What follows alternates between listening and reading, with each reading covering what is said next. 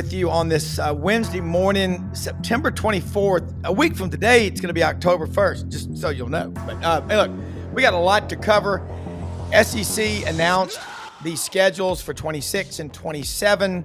Pay attention, folks. And look, their rivalries, your three, what they call annual opponents, it's up for review in 4 years. Some will be untouchable, but some might be adjusted. I think Florida and Tennessee want to play each other, but you're going to play everybody at least twice in a 4-year cycle if you stay at a school for 4 years. So, look, the last time Florida played at Auburn was 2011. That's criminal. So you're going to start getting more frequency. That's what makes a conference so great. Missed you, Blind Squirrel Sports, Kelly Leak. We got a lot of great comments coming in here. We're going to cover it all. Wil Gunter, Gamecock Country. He'll be over at 107.5 The Game in Columbia, jumping on with us. Dudley Dawson. They like the band, dude. They like the band. I don't know why you always make fun of the band. You know, I picked this band out from the lineup. I like the band. No, it is good band. The music, the pod music. But Dudley Dawson, Inside Arkansas, checks in.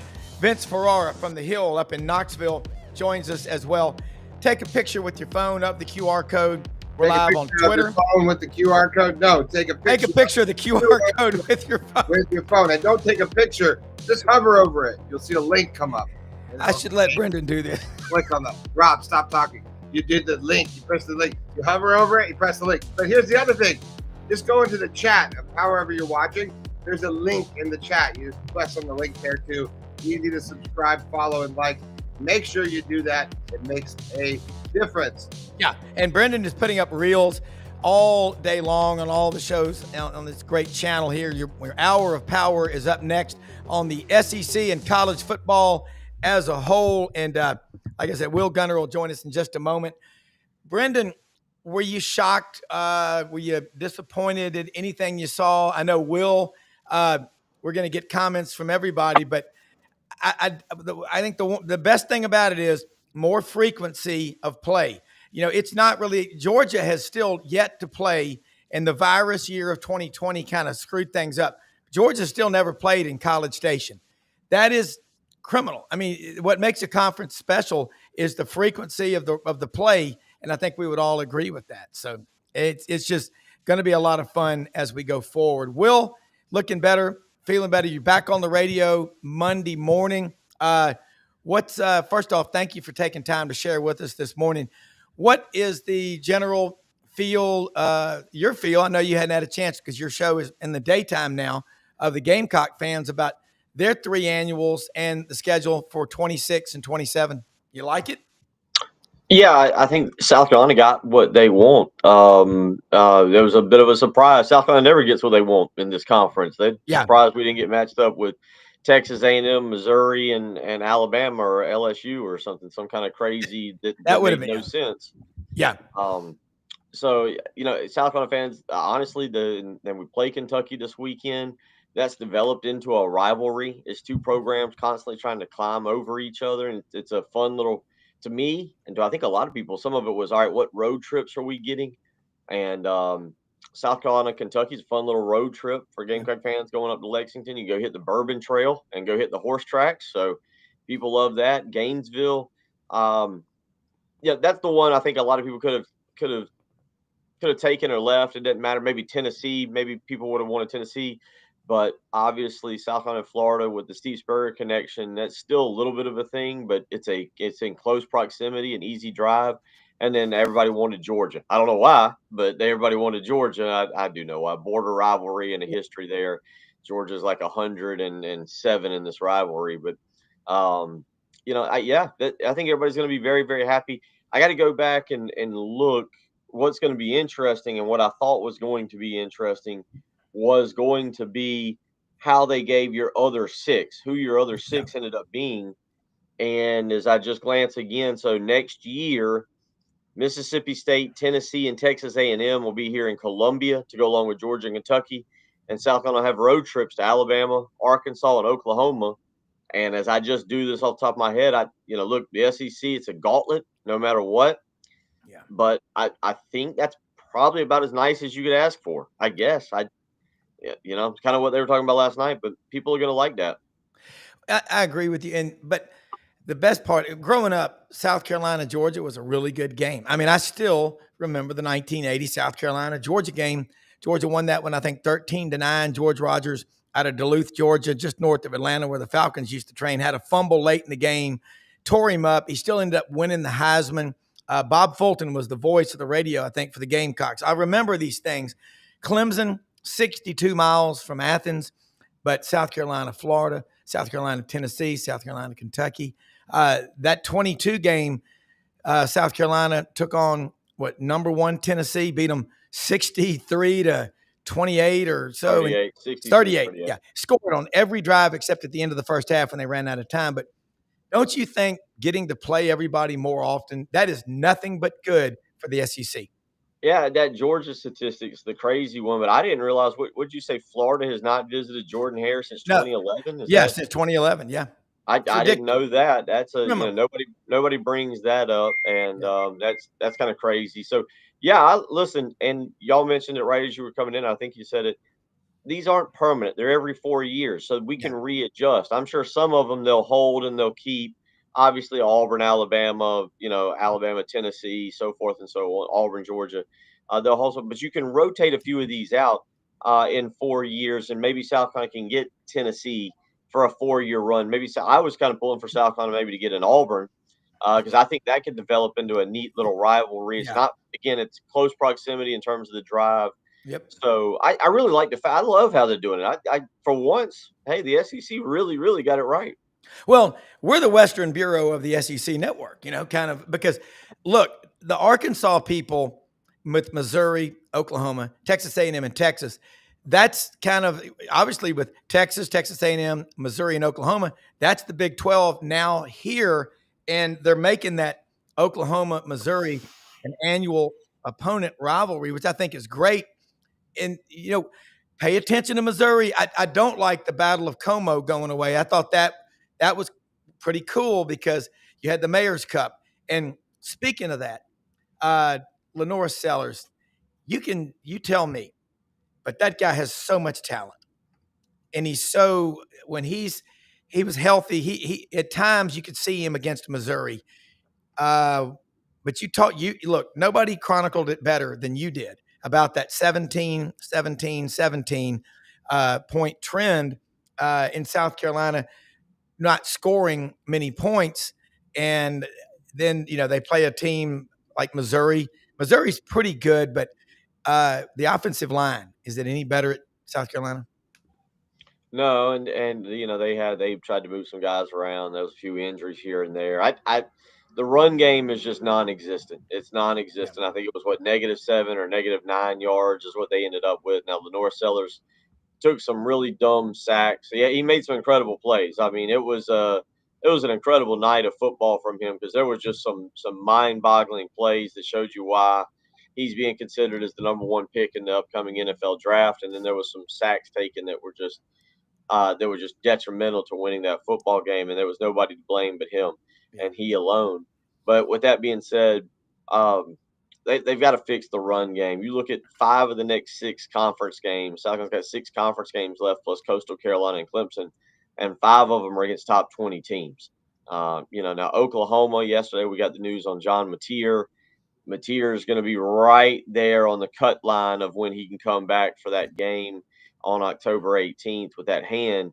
But South Carolina, that's a gauntlet, and that's the way the SEC is. But if you can't run the football, and you look at this, you look at what some of these schools are doing defensively, and they can tee off on the pass game on Lenore Sellers, and that offensive line can't create a push, can't create holes in the run game. It's going to be a lot of trouble over the next 2 months. It will be. And you talk the running game. Oklahoma held Auburn to -2 yards rushing in the first half in Norman last weekend.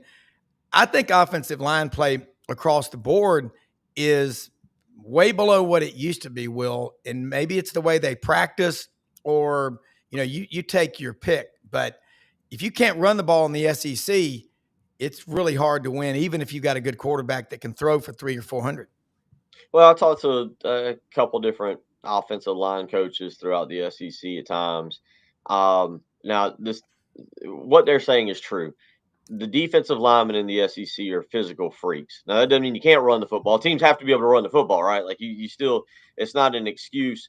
But man, linemen in this league are generally ahead of offensive linemen. You look at a guy like Caden Proctor down at Alabama, who's supposed to be a top 5 offensive lineman, and he struggled a little bit Yeah. Last year. And it's just this league with defensive linemen, they're physical freaks. 6'4", 6'5", 300-pound guys are not supposed to run like linemen run in the SEC. But that's not an excuse. You still got to be able to run the football. You got to get in the way. You got to be able to grind out some yards. And South Carolina so far through 4 games, it hadn't mattered if it's an SEC school or an FCS school in South Carolina State. They can't do it. You're right. And 6'5", 280 and running a sub 540, that's a unicorn. That just is not, you do not see that anywhere else in the country. Now, a couple of years ago, Oregon had Kayvon Thibodeau, who was a giant, who was a freak. And I think he was committed to Clemson for a while before he ended up going to Oregon. But the other thing too, the wide receivers, they are the divas in college football. And I still think that one of the greatest I've ever seen, I was talking to Ellis Johnson about him, Alshon Jeffries. The guy not only was a great receiver, but he had great hands. What's the path for South Carolina to get to the season that they had dreams of making the playoffs after the momentum they had last year, the way they finished? What's the temperature of the Gamecock fan base right now?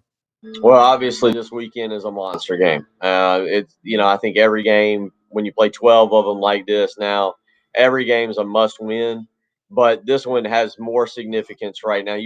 Unfortunately, we were talking about this yesterday. If you had to pick a team in the league that you would say, all right, who is the get right game? I don't know who you'd pick. And we're basing Kentucky kind of off of what Kentucky did last year. Kentucky's got the victory over Toledo and over Eastern Michigan, and they played Mississippi kind of close here a couple weeks ago. We don't know how good Kentucky is, and they're going to come in here. They're going to start Cutter Boley. It's going to be for his first start ever for the Wildcats. But this game is, you're right. We don't have enough time. You got to get to other guests. We got other things to do.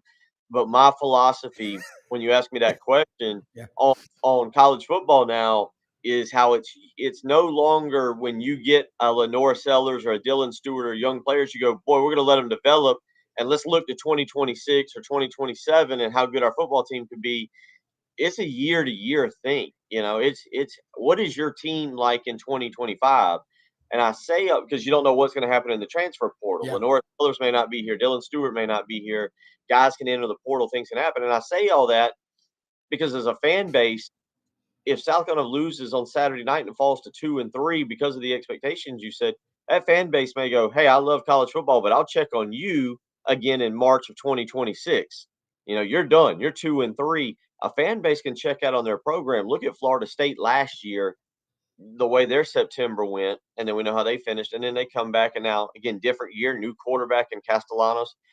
There's excitement there. So to me, the thing on Saturday night is you're keeping your fan base engaged. You're keeping everybody on the same train moving forward because, as I'm trying to say in a very brief period, the way college football is, 2025 is going to stand on its own. You don't know what you got in 2026. For all I know, in 2026, you're going to bring in 70 new players, and the roster is going to look completely different. Well, I'm looking right here. I went to the Memphis, Arkansas game Saturday at the Liberty Bowl, 11 a.m., burning up. We were almost on the field there. And Memphis had 70 new players they brought in and 19 new starters. And I was texting with their head coach, Ryan Silverfield, and after the game, congratulate him and just say, hey, you built a hell of a culture. He's going to be on our show a week from Friday, October 3rd. It's unusual to be able to get a head coach. Thank you, Dr. Bill Hardgrave, for that one. But you talk about understanding the ebbs and flows of college football. It's like a trader. You are literally like a money manager trading stocks. It's just constant turnover. And what you got to be careful of is, from a technical standpoint, too many capital gains, too many taxes, wiping out your deal. You make the wrong move in the portal. But again, the fans can go in the portal too. And you just mentioned something. I do, but March of 26, we'll be back with you. You don't want that to happen because one thing South Carolina fans are known for is loyalty. They're some of the most loyal fans in the country. But when you tease them, and I'm looking at these schedules, is this the order in which they play those teams? Because it shows in 26, South Carolina is at Alabama, at Arkansas, and at Oklahoma for the last 3. No. They have not announced. They're Yeah. going to announce the dates. Oh, and yeah. Okay, they just put them in like that. Okay. But the 9 game and the ACC, Will, you're right over there, hedging in the ACC country. They've gone to a 9-game schedule. There are going to be a lot of coaches whose jobs, I believe, just got a hell of a lot tougher. Yeah, it's all going to. Everybody's got to learn. So what is this? It's going to start with, when you say a lot tougher, it's going to start with the College Football Playoff Committee. Are they really going to follow through on honoring strength of schedule? And then that's gonna kind of come down. Look, college football these days, we know it. It's $1 billion business. You better have a businessman, not a former a former coach running your multi-million-dollar business.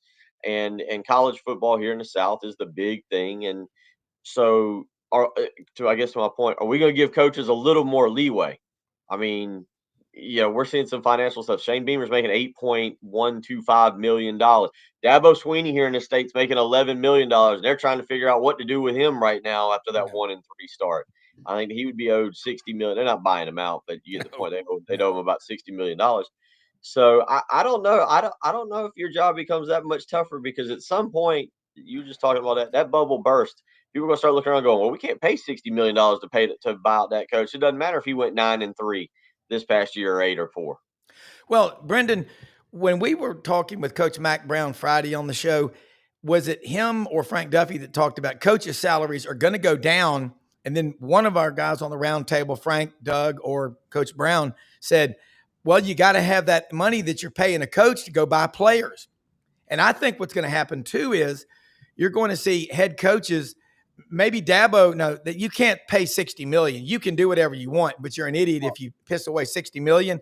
You just go say, look, you're going to go hire this guy for your offensive coordinator and this guy for your defensive coordinator. We're going to pay him $2 or $3 million.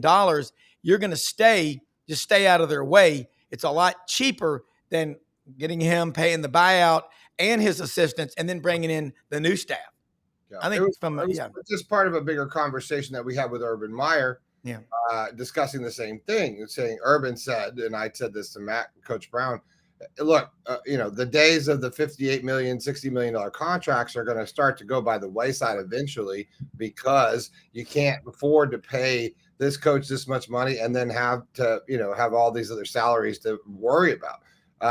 And Mac Browne made what you said, alluded to what you said, Rob, is that that's where they're going to see the hit. You're not going to not get the players, right? You're going to get the players. You're just not going to, why go pay all these coaches all this money? It's not working out for guys like Billy Napier, who has the largest coaching staff in the history of college football. Yeah. And these kinds of things, more is not always more. And so, that's what Coach Browne was saying. We're going to start to see not only the parity within the players getting spread out amongst the teams, but also amongst the coaching staff. Yeah, I would agree with that. And Will, you start thinking about this, the money. And Mac Browne said coaches are making more money than they've ever made, and they're miserable. He was emphatic in making that point. Well, he's miserable. He's miserable. And here's why I say that, because Mac Browne's an old school coach, and an old school coach had a vacation in July. I've talked to there's a probably, I don't know, 55 years of age, maybe 60. There's a divide in coaches that did things one way. What about 20 years ago? We'll say maybe about 2005, 2007. And then you've got the Saban generational guy, where the Saban went to Alabama and basically said, you sleep on your cot and you don't leave your office, and we work. And if you take a vacation, you better stay on vacation and forget about your job or go find a new one. And so you got a guy like Mac. Steve Spurrier was the same way. Steve Spurrier, they'd have a bye week and he'd go down and be hanging out in the ocean down in his beach house down in Florida. Steve Spurrier wanted to play golf. Steve Spurrier knew that July was a time for vacation. He would take his staff on vacations. But now you've got guys like Shane Beamer. Now, Shane is really good about mixing in, and he does this on social media, but about, living his life and being part of his family, going to concerts and being on vacation somewhere or seeing something. Not all coaches do that, but they're accustomed to it. Kirby Smart, I don't know. Does anybody know what Kirby Smart does for fun? He goes to his son's travel baseball games. Yeah, I mean, that's the way they're like. And if they're paid handsomely, I think Will Muschamp had said one of the things that I thought was the most interesting thing when he was here. He's got I'm out here on Lake Murray, right here to my right, and he's got a beautiful house, probably about 5 beautiful houses. It's on a peninsula, monster house. It's got everything you'd ever want in Lake Murray. It's got a huge water view. And I was interviewing him one time when he first moved here. It was a big deal because he bought this house. It had not been sold, and it was at that time a huge deal. He wasn't real happy that it got kind of publicized, and I was going to interview him. And he said, I tell you what, ask me about this house. I want to say something about it. Well, one of the comments he made was, hey, I work 365, 24 hours a day, 7 days a week. My family needs to have the most luxurious stuff because they're not going to see me. And I thought it was just an interesting concept that you don't think about. And so he had this beautiful, luxurious house. That's what these coaches get, man. And it's worth it. It's worth it. But then you got to find the time to relax and get away from it. Well, I mean, I just remember, think about growing up, my generation, I always remember Friday nights going to the airport to pick up Dad from somewhere in the world, in the country, chasing business. And he was never at my practices. I mean, nowadays you see dads with the tailgate down on the back of their truck, drinking beer out of the cooler, watching everything the coaches are doing, basically projecting, play my son if you want the money for that new field or whatever like that. It's a different world. But I like Frank Beamer raised Shane the right way. Shane Beamer is one of my favorite coaches. I've got a lot of family that went to Tech. My brother-in-law played for him. I'm with you. I mean, I remember getting in business. We had to work 7 a.m. to 7 p.m. Monday through Friday, 7 to 1 on Saturdays until we hit a certain amount that we were making, doing push-ups on the floor. It was a different world. Didn't bother me. I actually am glad I went through that. But the burnout thing, you're right. If you don't, your body will break down. Even Dr. Andrews says for these kids that are just playing 5 sports that never stop, he said, take off a couple of months, not do nothing, but scale it back. And I wonder who the new coach is. Where's the next Nick Saban? Where's the next Mac Brown? Where's the next? I'll tell you exactly, because in my opinion, I think it's a different kind of coach. I think Will's alluding to that you look, Nick Saban left because Nick Saban knew that his way is over. You know, you can't, his advantage may be, the slight advantage they had in his system, how on and off the field was over. I think you look at guys like Mike McDaniel at the Dolphins. Yeah, you're right. I think you got to look at guys who are coming from a different era of understanding. Don't underestimate Madden and football and video games and understanding offenses and defenses. People are, audiences are far more educated and understands, a little bit more about the game, I think now. And guys like Mike McDaniel, that's just like smart football, different generational, speaks to that generation. I think those kind of coaches, in my opinion, are the future. Well, Will, you're thinking about that. I mean, again, who are the young coaches coming up? It used to be you could look on your staff and there'd be a couple of guys that were being pursued by other schools. How strong is this South Carolina staff? Maybe take a look at that. Yeah, I mean, you've got Clayton White, who is who's been in the running for some head coaching jobs, and we'll see where he is this year. That defense, it's kind of a "what have you done for me now" kind of thing. Last year, he could have struck if he'd have gotten it. He didn't get offered, but that was the time to strike while the iron was hot. Had of a job popped up. I don't know. On this staff, it is interesting on Shane's staff. You have multiple head coaches. Sean Elliott was a head coach at Georgia State. Mike Furry was the head coach at a school called Limestone that is actually now defunct. They brought in as an analyst Jeff Collins, who was at Georgia Tech. Yeah. So you've actually got a couple people who were former head coaches at different stops, and that makes it kind of interesting. But I don't know if there's a young up and comer like a Ben Arbuckle who's over at Oklahoma right now that everybody's kind of salivating over. Well, the lonesome end play. Yeah, that's Ben Arbuckle. And he's 29. Yeah, and Right. he was at Washington State for 3 years with John Mateer.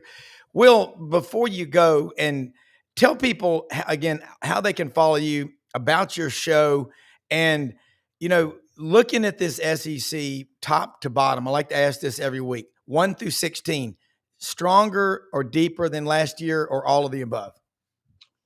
Uh, that's a great question. Ask me that next week because I want to see Kentucky this week. Because if we did a power ranking, I think Kentucky would be 16. Maybe you put South Carolina at 16. I'm not sure.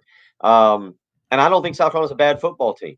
And that's why I say, I'm looking at this conference, and again, normally you've got your higher up, your hierarchy, your top tier, right? You got your Georgias, your Alabamas, your if you want to throw Tennessee in there, now you got Texas. You got 4 or 5 that stand out, and then typically you've got 1 or 2 that are at the bottom that you just say, "Whew, those are the runts this year." Boy, I wish we were playing. Lately, it's been Mississippi State. Last year was Kentucky. Yeah. South Carolina's been there as a 2-8 team during COVID. Obviously, Vanderbilt normally holds that spot. Who is that this year? Yeah. I don't. This might be the strongest. I mean, you got Mississippi State going out knocking off Arizona State. We know if you just start going through the league. I mean, I'm not going to 16 teams. I think Kentucky is very competitive. I think South Carolina's lost to a good Vanderbilt and a good Missouri. And I don't know if y'all heard the stat the other night. Missouri in the last 3 years is 25-5. Yeah, that's the 4th best record in college football. Yeah, we don't pay attention. What Eli Drinkowitz has done at Missouri is very, very impressive. And if Florida opens up, you can talk about all these names. Florida would be wise just to go throw the bank at Missouri and Eli Drinkwitz. Eli Drinkwitz is the closest thing to Steve Spurrier that we've seen, and talking about in this coaching. I agree with that. And look, if Arkansas makes a move, he's from Alma, Arkansas, which is right there at the exit on I-40, Fort Smith, where you go 47 miles north to Fayetteville. So that's going to be a fun one to watch. I've been a fan of Eli for a long time, and they've got he can raise money. He's got a lot of money. They're going up to 80,000 at Faurot Field, and it doesn't matter who his quarterback is. Will, you're right about that. Look at what he done. That's my point here. But so to answer you, I think, and I'll see Kentucky and South Carolina this weekend, and those might be 15 and 16 in your power rankings. Yeah. But I think South Carolina's capable of stepping out and beating anybody in any other conference. Maybe not the top tier teams. And I might believe that. Let me see Kentucky this weekend again. New quarterback. I think he's a redshirt freshman. Cutter Boley is coming in.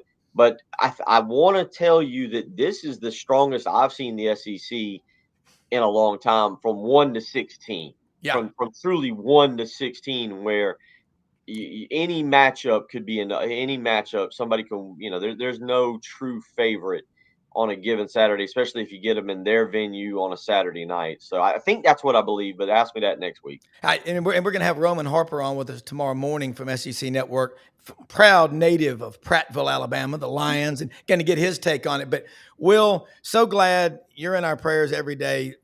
Look, man, you look great. You're doing better. You're back on the radio, and I think that makes you happy. But, man, you know your stuff. Again, tell people your Twitter handle, and we'll let you go and do it again next week. Yeah, at just as it's spelled right there, at Wil, Wil Gunter, Gunter. And we're back. So tune in 12 to 3 each and every day, and look forward to talking some football as we're in the thick of it now. Absolutely. Take care, man. Thanks for coming on. All right, we're going to take Dudley Dawson be checking in here in just a minute from inside Arkansas, up in the northwest corner. Dudley, love this studio, man.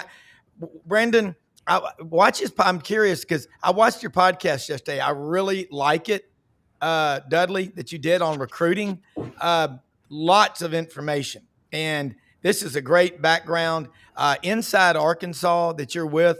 I think you have a great home now. I mean, you love it. Wearing the Cardinals, and it's red. You know how I am. These are the last few days that the Cardinals are going to win. That may have been the last time the Cowboys won last week. So if anything, I'm loyal. So. Well, and the Celtics too. You're a yeah. hardcore Celtics fan.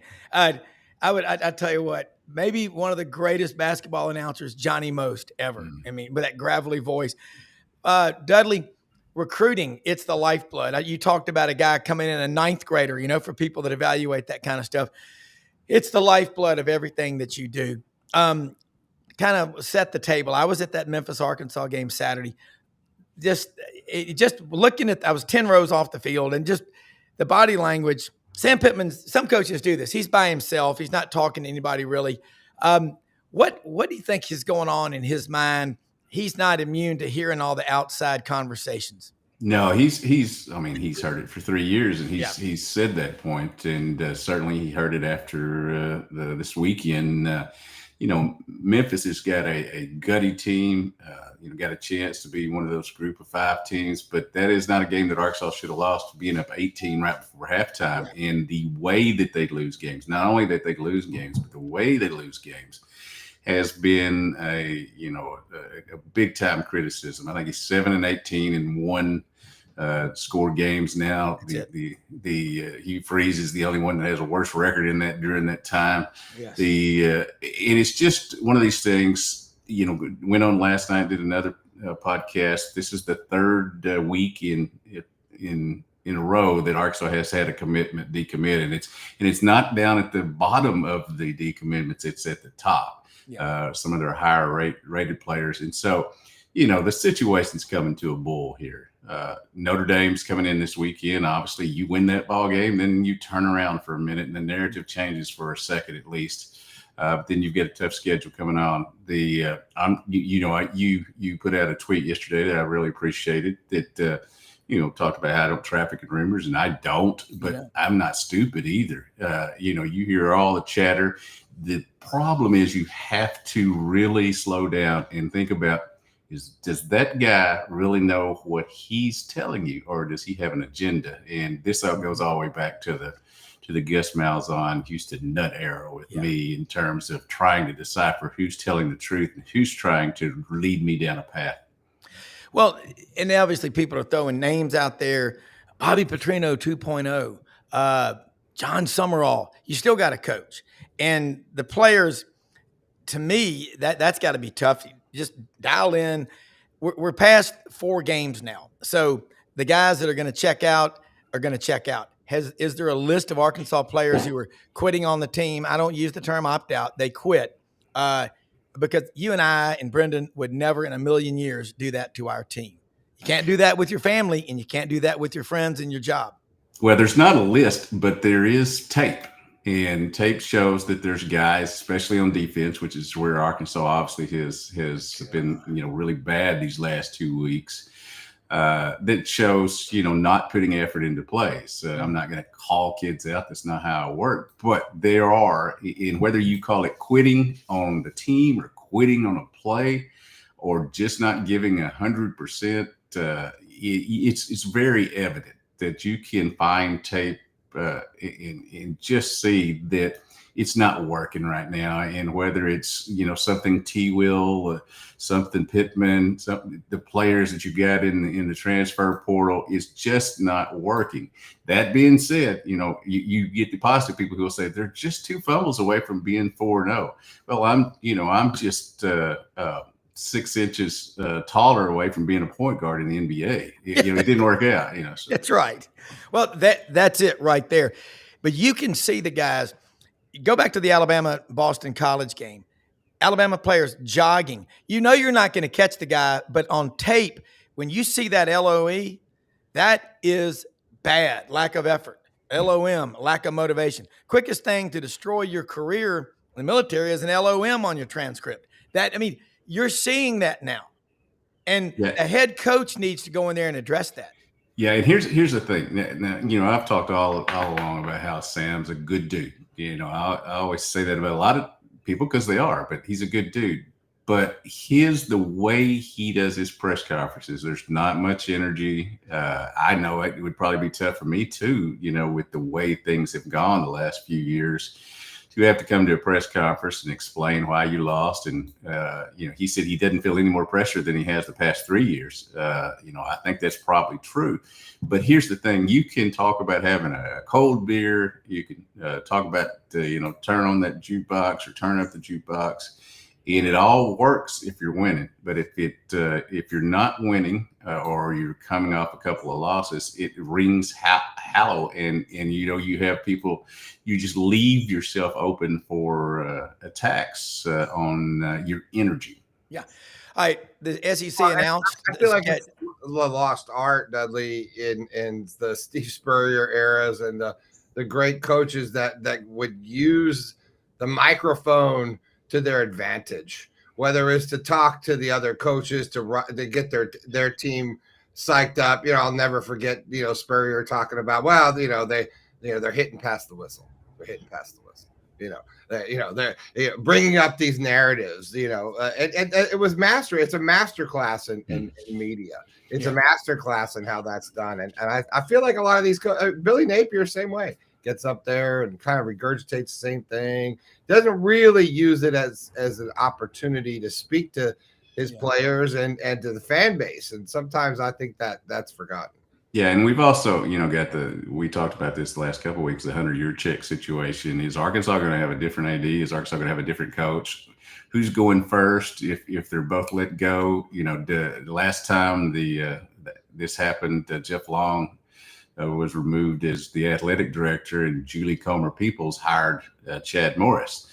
So, there's a lot of people thinking maybe you should pick out that if you're going to have a new AD, maybe you should pick out that AD first. But this is a situation where you got people being fired every week now. Mike Gundy being the latest. I noticed he had a lot of decommits yesterday, or the program did. It is an intolerable situation, but it's where we're at.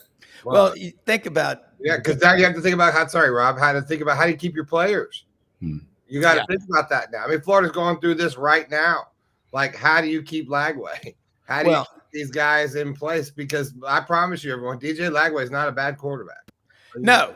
Well, he's in one really bad game, right? I mean, where everybody can point out the 5 interceptions. And we've got stories that we heard this week on this show right here that Lagway pushed it too hard in the offseason. They pushed it too hard in the weight room, and that could have some implications on some of the staff members at Florida. So look, it's coming to Florida next, and people get excited about that stuff. Look, it's not an exciting time because you have to. It's like you have to find the new regime, and then you have to start over again. Yeah, here's one of the things. Here's one of the things I wanted to point out, and I get a lot of questions. You can guess, especially these last 2 weeks, especially these last few days. They're talking about Arkansas needs to go out and hire this and hire that. Well, it's very easy to say that. There's so many people that turned down this job the last time or used it as an incentive to get a raise. And it's, it has not been a situation where it's been a job that has just attracted a lot of people. They've hit home runs when they hired Bobby Petrino. They hit home run when they hired Houston Dale Nutt. And it's being interesting around here. He's got a house up here, and people have talked about him being an exciting AD that could go out and raise money and all that. So that's playing itself into here. We get so many different. It's like one of my wife's, as she calls them, stories, soap operas that's going on there. I think an evil twin's going to pop in here any minute now. Well, Juracek was down on the field by himself on the sidelines Saturday. But I'm with you. You get people. You cannot have non-football people hiring coaches. Academics, they're good with algebra, with calculus, with architecture, whatever. Stay in your lane. But you've got, and you also need a committee of people standing around a round top table with no chairs. It won't take long to find the right coach. I agree with you totally, but here's the thing that needs to happen more than anything. We had a booster, and y'all know full well who he was, John Tyson, that stepped up and helped the hiring of John Calipari. Yeah. Somebody is going to have to care about football enough to do the same thing for Arkansas football. And as of yet, they have not. And that's why they're in sort of this situation they are now. When your AD goes on and talks about you don't have the resources to win, or you don't have the team to win, then your coach comes in and doesn't have the energy that people want to see you either mad about losing or happy about winning. Well, bottom line is, Hunter Juracek, if you want to be technical, that was a cry for help.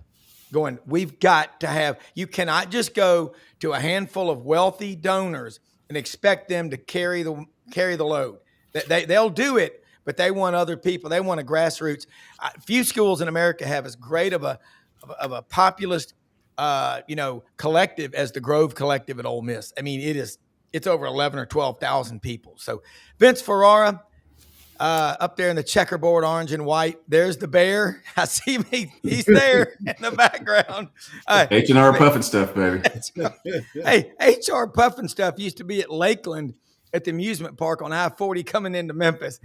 I think that was at H.R. Puffin stuff. But Vince, first off, how you doing? How's the hip? And Vols got him a good one Saturday going down to Starkville. That will be a great 60 on Saturday. Yeah, appreciate it. Great to be on with you guys as always. Thanks for asking about the hip. The replaced hip is great.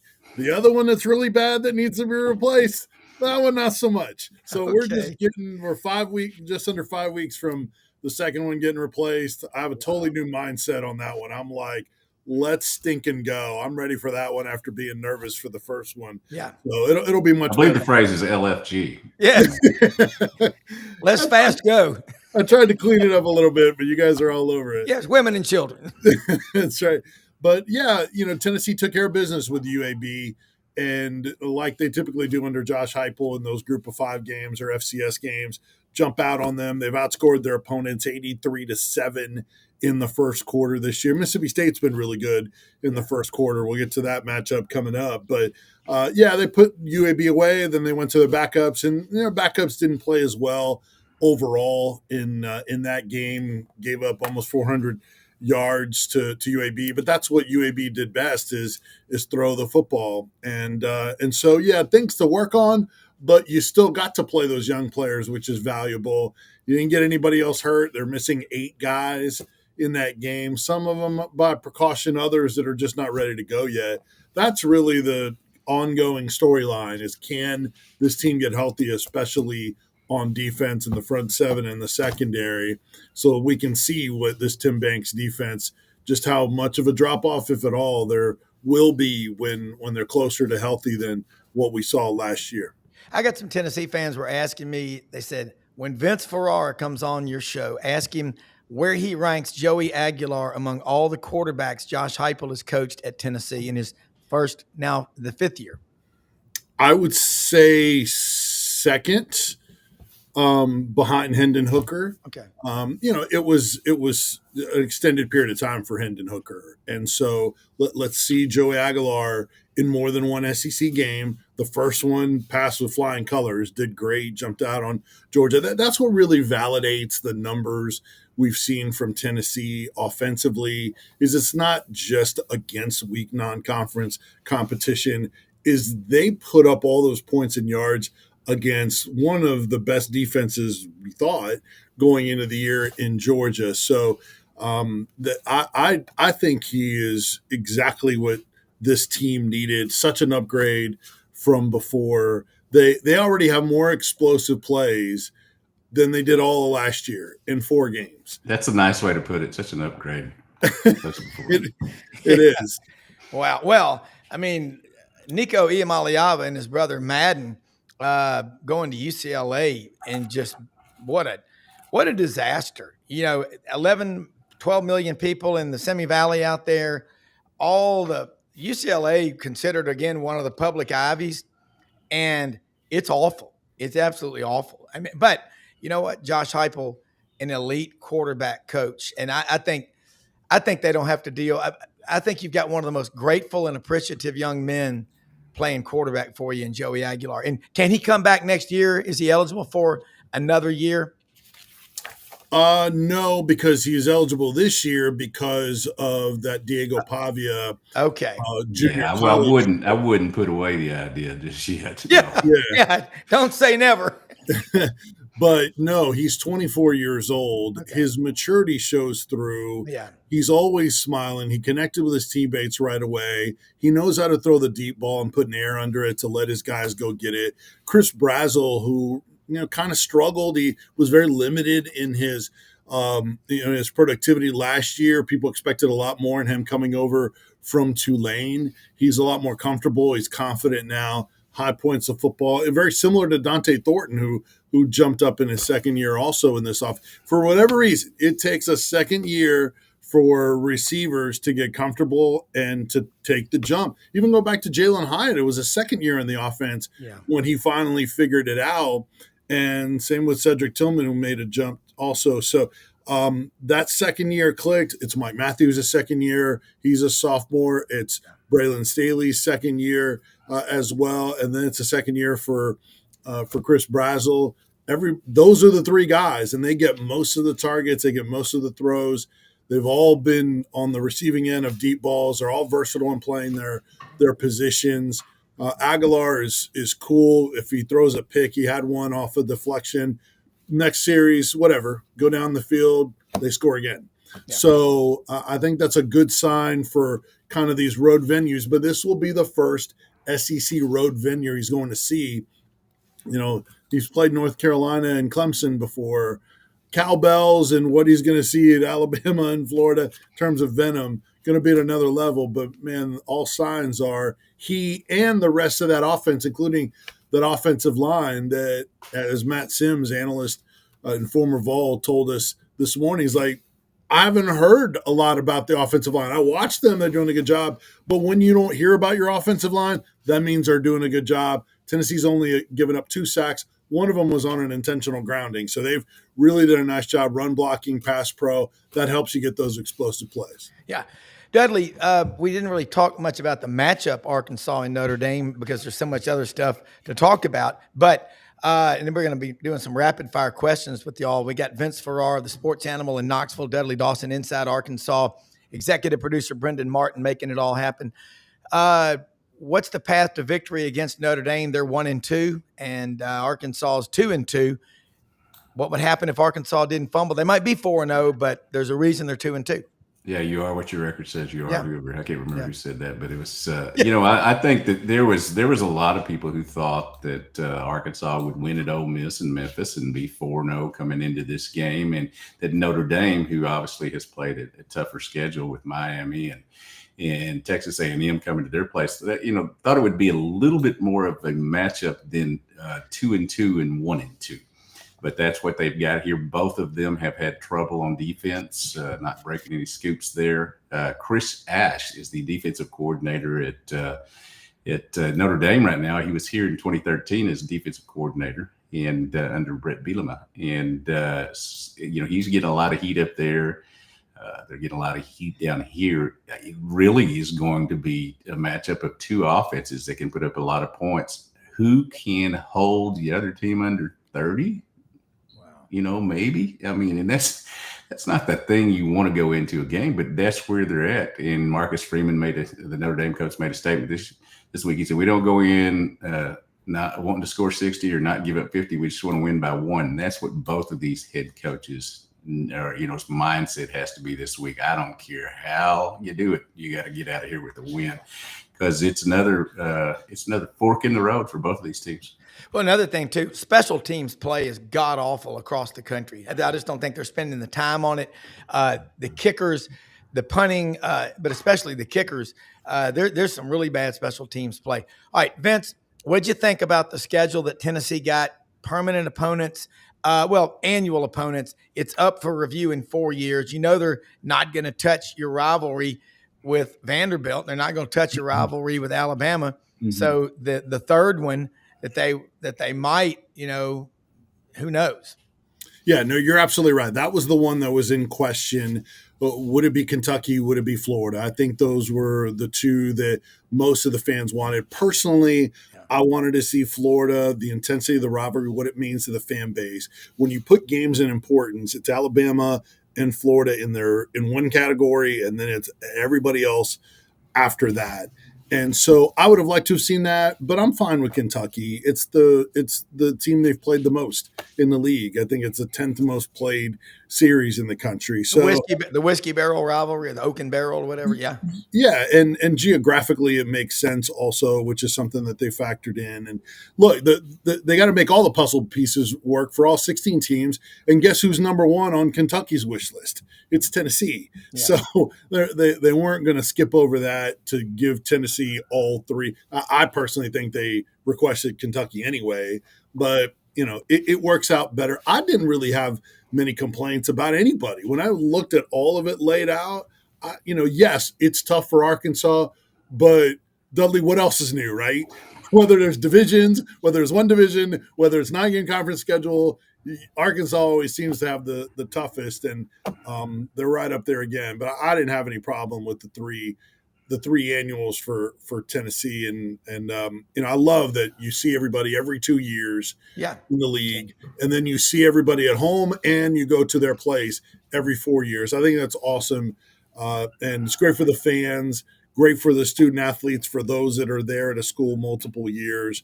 Now, I'll say this. There's work to do for some teams with their schedules in non-conference. For Tennessee, it works out easily. And Danny White told us this on our show. In years where we play 5 home games in conference, we play a non-conference road game, and vice versa.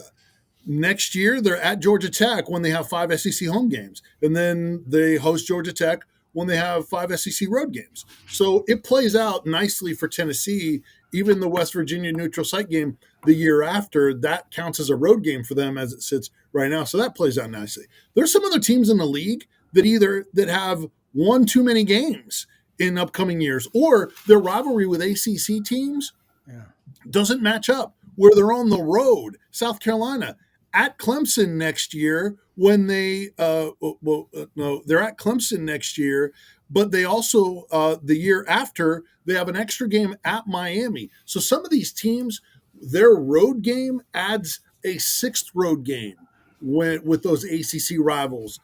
So they what do they do? Do they change out of that? Do they flip flop a year? Are those ACC teams going to be willing to work with those SEC teams? Do they have to buy out of some other games? It can be a little bit messy with a lot of work to do for those non-conference games if those other non-conference rivalry games don't match up with their SEC schedule. Yeah, Dudley, same question for you. Well, I think that now, first of all, Utah, Texas Tech, Oklahoma State, Notre Dame have they've got the next 4 or 5 years where Arkansas is good on that. You have to play another Power 4 team outside of your conference, so they're good on that. The SEC still insists that Arkansas, Missouri is a rivalry. I've never felt that because of 2 things. Arkansas can't beat Missouri, and there's just not the animosity that there is for other teams. I really wanted Arkansas to have Ole Miss on the schedule. It's highly entertaining every year, no matter who the coach is there, but especially when Lane Kiffin is the coach there. And they've had some tremendous games. But, you knew that Missouri was going to be there. And the thing they'll say, hey, they have a trophy for that. Well, yeah, you can get another trophy, for something if you wanted to. But yeah, it's about as good as you could expect. And Arkansas's schedule is the least of its worries right now. Well, the Missouri, it's hard to dislike. Show me rivalry. Yeah, and that's when you name it. Show me rivalry. That's just, it kind of sums it up. Yeah, and show me why it's a rivalry. But the bottom line is, Vince hit on it. The frequency of play, that's what makes the conference stronger. We like to be out with our friends. That's why when people were making these dire predictions during the virus year of 2020, well, people will find other things to do with their time and money. They won't go back to college football. I can sit in his man cave. Let me tell you what gets old real fast. Sitting on your ass in your man cave, watching on your 84-inch screen alone. There's nothing. Nothing's more fun than being around people, sometimes sharing the misery after a loss, whatever. But look, I looked on there today. Auburn's going to Knoxville next year. That means that the wife and me will be going up there to see Cousin Mark and the biggest tailgate by the Torch guy and Vince, and we're all going to have a great look. That, if you ask Auburn and Alabama fans that have been around a while, there is no greater road trip than Knoxville, Tennessee. Watching the sun come up on the Tennessee River on a game day, watching the Vol Walk. My wife loves Smokey the Hound. She loves him. By the way, he flies to games. We did confirm that. But guys, this is Vince. You're right. Dudley, you're right. We're going to all be playing each other now. Do you like the permanent? I mean, you got Missouri, LSU. You know what's going to change on that? Arkansas is getting their own vet school in state now, so they're not going to have to send all their vet students to LSU. So they should have called that the vet school rivalry. That just doesn't really bring a lot of passion, does it? Well, the one thing that I've noticed just in the comments since the schedule came out, or since Chris Lowe released it on Monday. Yes, thank you, Chris. Yeah, is that Arkansas's people are upset that they're going to have to go to Texas 2 years in a row, this year and next year. As somebody who likes Austin, and I'll go hang out with my boy Matthew, and we'll have a good time down there. And let's do a little music and all that. I don't mind that, but boy, that's Texas is getting Arkansas again. Yeah. Well, I want to say too, I love this guy, Gator George, out in Portland, Oregon, about 40 minutes from where our good friend Dave Bartu, College Football Matrix, who comes on our show every week. Dave, by the way, is until September 29th, is in the remote wilderness of Oregon elk hunting. And by the way, the Varnado brothers got a big one at their ranch in New Mexico. Got the pictures of that. It's a great time of year. But the thing is, guys, these rivalries, when you play people, who knows, Auburn and Oklahoma may have created a rivalry just off the angst. Don't blame Oklahoma, blame the officials. All right, guys, we're about to wrap up. Real quick, 30 seconds or so. What's a story, Vince, that people aren't paying attention to at Tennessee you're covering that's going to make a big difference going forward? Well, Tennessee fans pay attention to everything, so I'm not sure if there's anything that falls in that category. But I will say this, on the matchup with Mississippi State, I think a fast start is important. You're going to have those Cowboys. You're going to have them in a wide-out game, full throw. This game is so important to them. My goodness, they are so ready for this, and they could make the Jeff Lebby era if they can win this game. So Tennessee's got to get off to a fast start. I think running the football will be something that will give Mississippi State difficulty with. I think Tennessee will separate from Mississippi State in the second half and get a challenge from them, but they'll win that game. Going to be a big one. Dudley, same thing. I'm not going to go with what people are not talking about. I'm going to go with what they don't understand. I have seen so many different reports of what Sam Pittman gets if he's retired, or however you want to put it. Everybody's got different numbers. Surely somewhere there is a contract that says something that. So all I know is if they want him to still be the coach, if he beats Notre Dame, he'll still be the coach. If he doesn't beat Notre Dame, then the set of numbers, you either care or you don't. And so somebody will make a decision, and then everybody can gripe and moan and bitch and all that. But that's the thing. Everybody has a set of numbers. But there's only one number that matters, and that's W's. Yeah, or six Popeyes franchises. Who knows what he gets? But it's going to be fun. Dudley Dawson, Inside Arkansas, Vince Ferrara, the Sports Animal Knoxville. Thank you so much. We'll do it again next week. Thanks, guys. All righty. Let's say something about our sponsors, folks. You got to have wheels. You got to be able to drive. LandersFordMemphis.com. They will deliver anywhere. Poplar and Houston Levy open every day of the week except Sunday. Easy. When you get up in the morning at 7 till 7 at night, they've got all the vehicles out there. Ask for Brad Bellamy, the general manager. He's our friend. They'll take $500 off. Hit that QR code. Hover over it with your cellular phone. Ford, they have all the vehicles. Huge lot out there. If you didn't buy your last vehicle from Landers, you paid too much. Great people to work with. Get started by making the call. Down the street, Houston, Levy and Poplar. You know what? Hewlett and Dunn on the historic square in Collierville, Tennessee. Guys and ladies and kids, stuff's coming in every day. Barber, Filson, Stetson, Pendleton, Schaefer, Duckhead. And look, they got these genteel slacks, pants. They are good-looking pants. Genteel blazers, genteel polos, the boots, the hats, the Filson luggage. Over 7,000 pairs of men's and women's boots. Johnson and Murphy, great-looking shoes. Unbelievable selection of hats, and they've got women's clothing that is stunning. These new Ariat jackets, they got everything coming in every day. Get out to Hewlett and Dunn, open every day of the week, 10 a.m., 6 p.m., Monday through Saturday, not opened on Sundays till around Thanksgiving and Christmas. Look, also, How You Fight is How You Live, Rumble Boxing, Union and McLean, 45-minute classes. They're open every day of the week. Get involved and start fighting back. And the Lights Out Gummies, Pro Athletes Hemp Association, 25% off. Use code Sidelines. Energy, chill, and lights out. You can't get better. Most often we see the face of Christ, at least among our executive producer, Brenden Martin. Have a great day. Stay tuned to this channel all the time.